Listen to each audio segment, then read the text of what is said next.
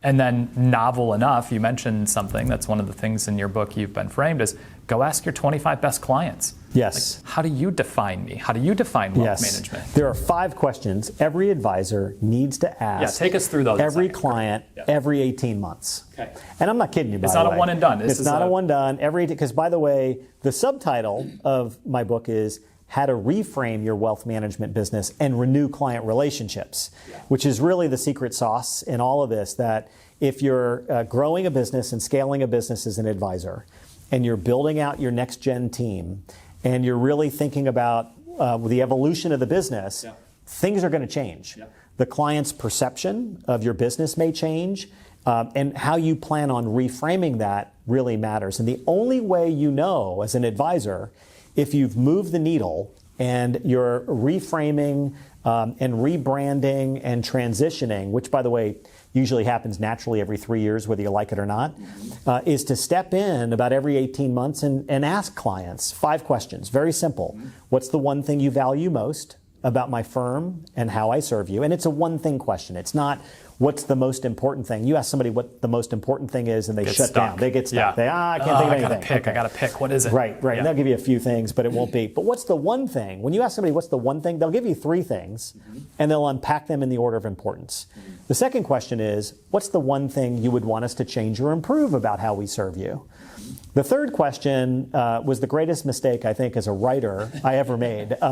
It's like New Coke, hold on a second. No, let's go back to classic, right? This is a funny question. I wrote the question for an advisor to ask clients, how would you describe the services that my firm and I provide you? Sure. That was the question. And the question was written to be sort of answered by a client with, how would you describe the services that my firm and I provide you? And what ended up happening is we had close to 500 advisors go out and ask the question, and we had them report back, like, what did you hear? Over 90% of the clients, or the advisors, said the client said the exact same thing, which is, oh, geez, I care about you. Oh, you take care of my family.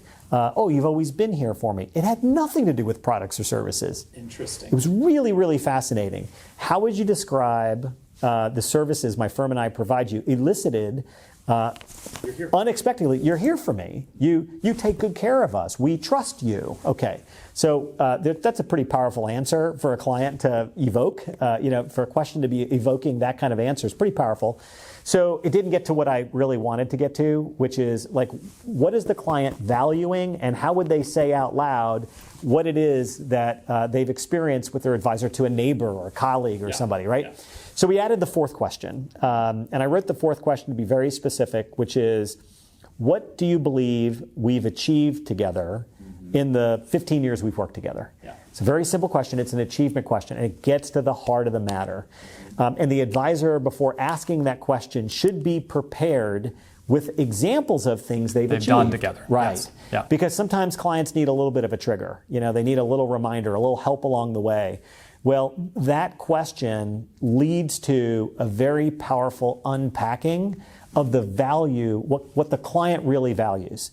And we didn't hear very often, you made 12.6% compounded on our investment portfolio over the course of the last 27 years. No, it was about financial security. It was about sort of getting the financial house in order. We've had thousands of advisors now complete the ClientWise conversation. And we've got all of our clients, about every 18 months, we're encouraging our clients who are advisory firms to be asking their clients those questions as well. So that's question number 4. By the way, question number 4, I would ask in every client review. Since we met last. Yeah, people forget. We forget. What did we achieve? We internally on our team, have adopted the, your keep, stop, start exercise right now. And one of the pieces to that is saying, in the last 90 days, what are my professional accomplishments? Absolutely. Because what we achieved. Yeah. And I even think about, as you're just saying that, I'm wondering like, okay, if I was to take a list of the clients that I'm still serving, and if I had to write a list right now, like what are the things that we've done, say in the last 90 days, the last 6 months? I would have to even stop not and think just about what you've done, what have you achieved? Yeah. The achievement word is a powerful word. It's an anchor word. And you got to ask, if the clients understand what they've achieved in working with their advisor, they're telling you what they value, and they're unpacking that in the order of priority. Yeah. So by asking that in a client review, it's, hey, in the last 90 days or in the last 6 months, what do you believe we've achieved together? Let's see, we've rebalanced investment portfolios. We've changed beneficiary designations.